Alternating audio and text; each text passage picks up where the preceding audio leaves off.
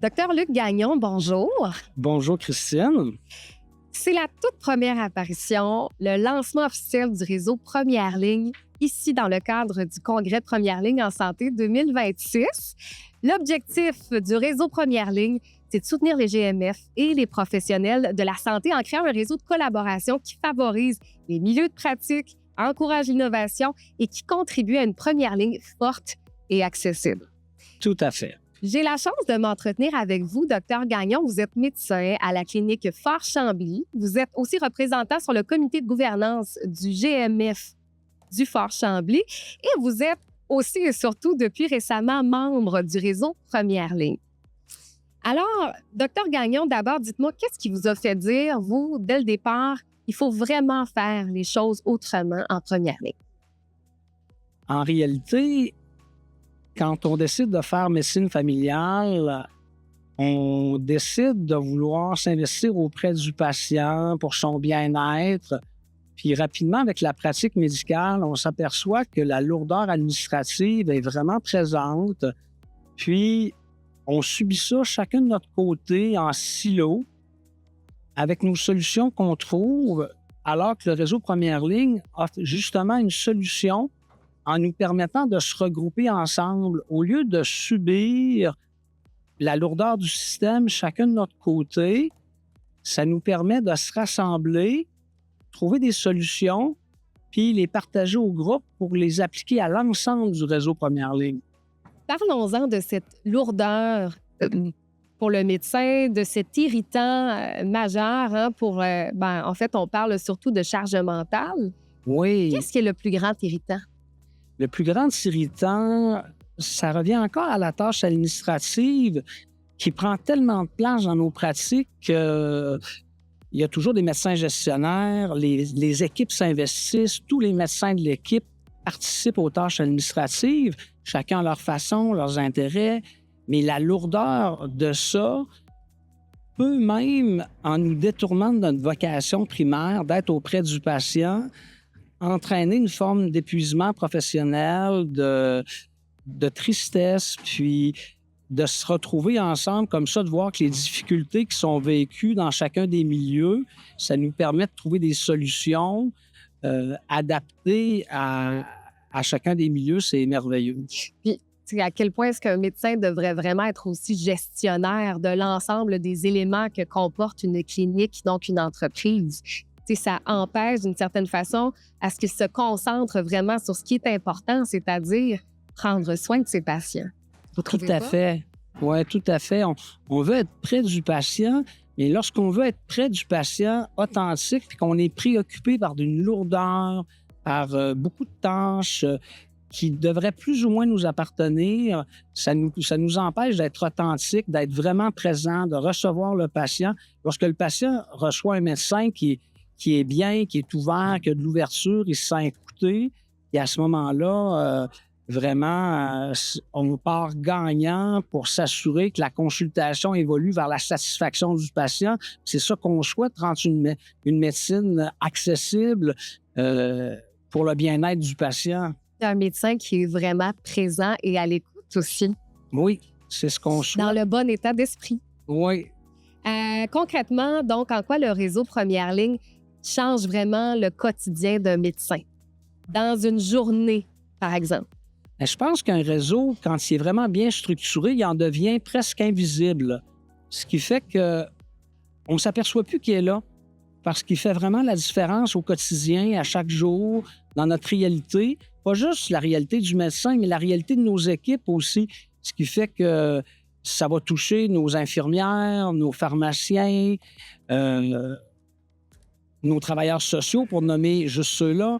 Puis, on est tous à ce moment-là dans une atmosphère où on est plus disponible pour être là où ça compte auprès du patient. Donc, c'est vraiment l'ensemble de l'environnement qui en est amélioré.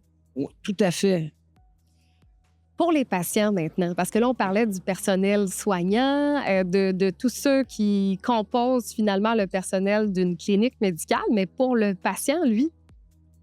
Oui, on a réalisé aussi que le patient, c'est un parcours difficile pour lui avoir accès à des soins de santé. Ah oui, ah oui.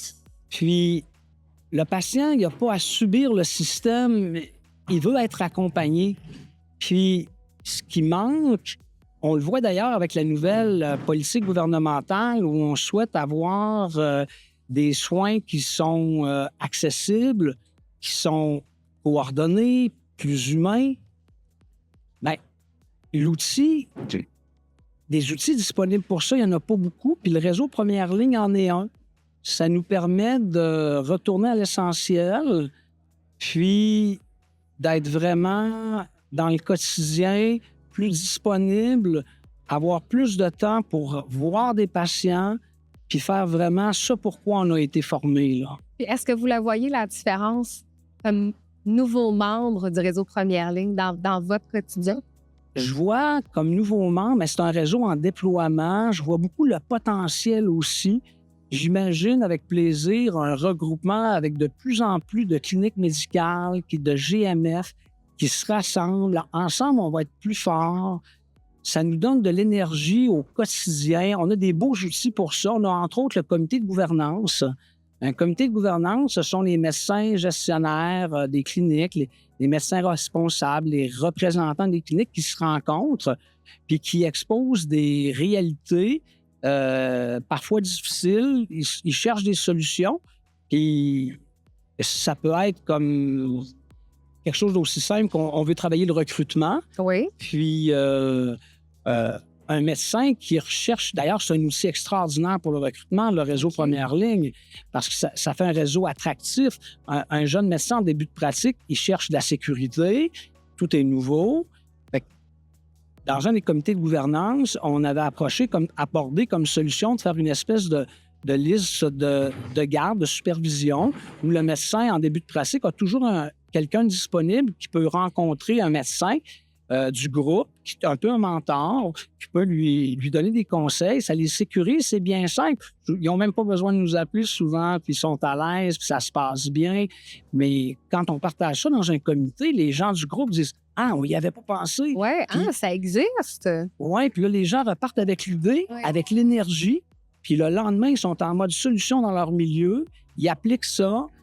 C'est vraiment plein d'énergie pour le groupe là, qui arrive avec ces belles nouvelles-là, des solutions concrètes. Oui. Autant pour, on l'a dit, le personnel médical, soignant, le patient, mais aussi pour l'ensemble du réseau.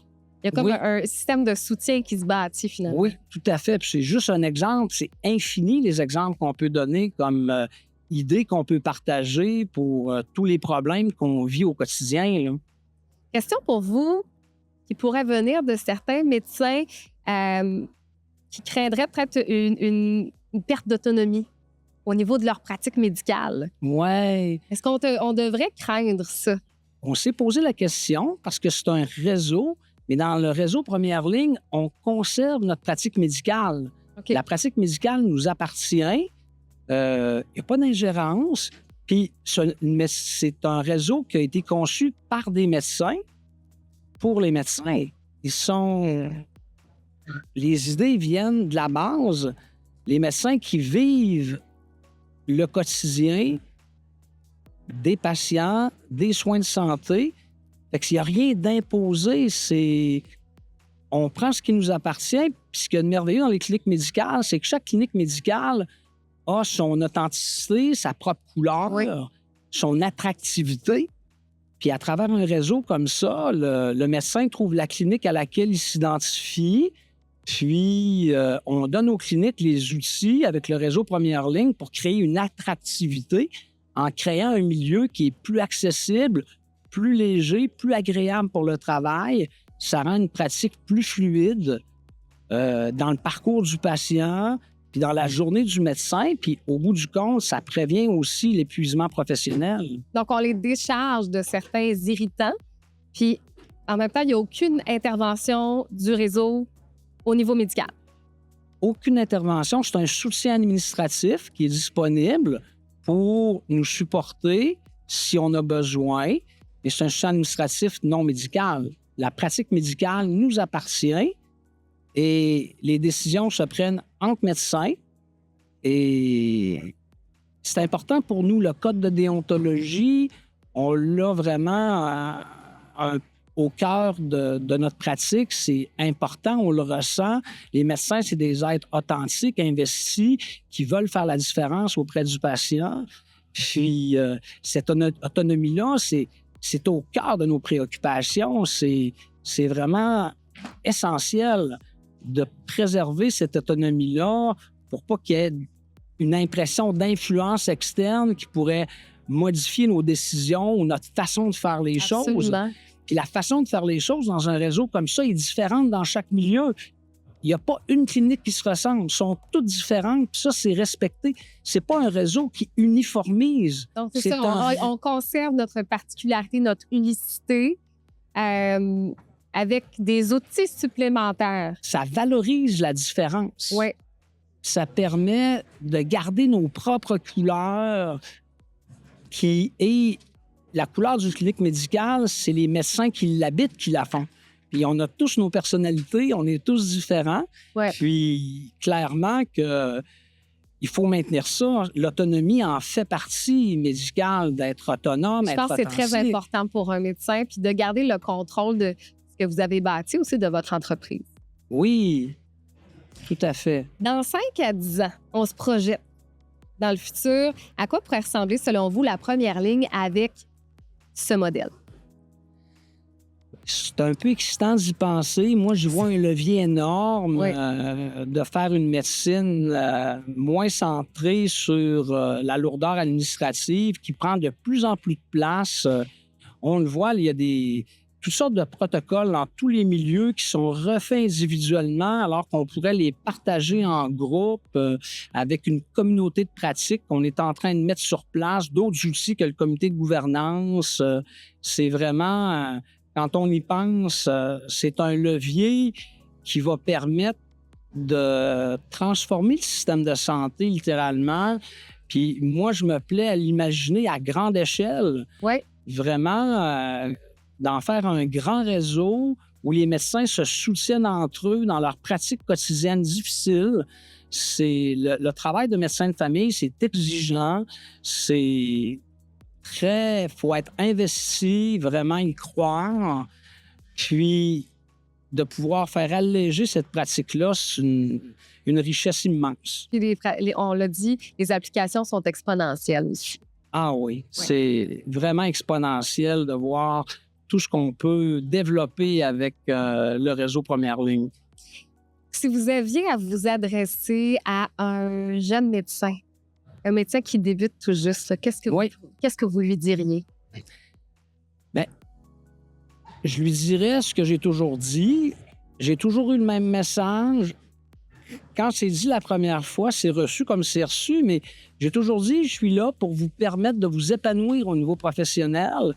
Puis c'est le message que tous les médecins qui recrutent souhaitent dire, mais ça prend un milieu qui permet de le faire. Oui. Puis pour permettre de s'épanouir au niveau professionnel, ça prend un milieu qui te libère de toute la lourdeur de ce qui est non médical. On va dire pour toute se tâche concentrer connexe. sur l'essentiel. Oui. Faire notre pratique, rencontrer les patients, les questionner, les examiner, avoir des impressions diagnostiques, des plans de traitement, puis les supporter, les encadrer. C'est pour ça qu'on a été formés, puis c'est ça qu'on veut faire. Et si vous aviez pu avoir accès à ça, vous, quand vous avez commencé? Oui, j'aurais aimé Ça aurait avoir changé accès des à choses, ça. hein? Effectivement, ça vient comme un bel outil en plein développement, puis c'est vraiment plein d'avenir comme solution.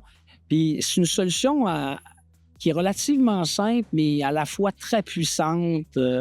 C'est la force de la collectivité, c'est de se retrouver ensemble, communiquer nos énergies pour continuer à y aller de l'avant dans la solution pour vraiment être là où ça compte, là, auprès du patient. Puis garder la flamme, la passion de la médecine. Oui, Oui. ouais, définitivement, cette flamme-là qui parfois peut être difficile à maintenir si on se retrouve dans des éléments d'épuisement professionnel ou de...